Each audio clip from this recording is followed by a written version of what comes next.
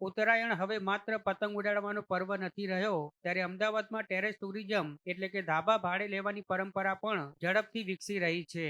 ખાસ કરીને શહેરના કોટ વિસ્તારના ધાબાઓની આ દિવસોમાં ખૂબ જ ડિમાન્ડ રહેતી હોય છે. ત્યારે આ વર્ષે પણ ધાબા ભાડે લેવાનો ટ્રેન્ડ યથાવત જોવા મળી રહ્યો છે. કેટલાક ધાબાઓ માટે તો 5,000 રૂપિયાથી લઈને 1,00,000 રૂપિયા સુધીનું ભાડું લોકો ચૂકવી રહ્યા છે. ખાસ કરીને વિદેશી મહેમાનો અને સેલિબ્રિટીઓ મોટા પ્રમાણમાં કોટ વિસ્તારના ધાબા ભાડે લઈ રહ્યા છે. ધાબા ભાડે લેનારાઓને પતંગ, માંજો, ફિરકી, સાઉન્ડ સિસ્ટમ જેવી સુવિધાઓ પૂરી પાડવામાં આવે છે.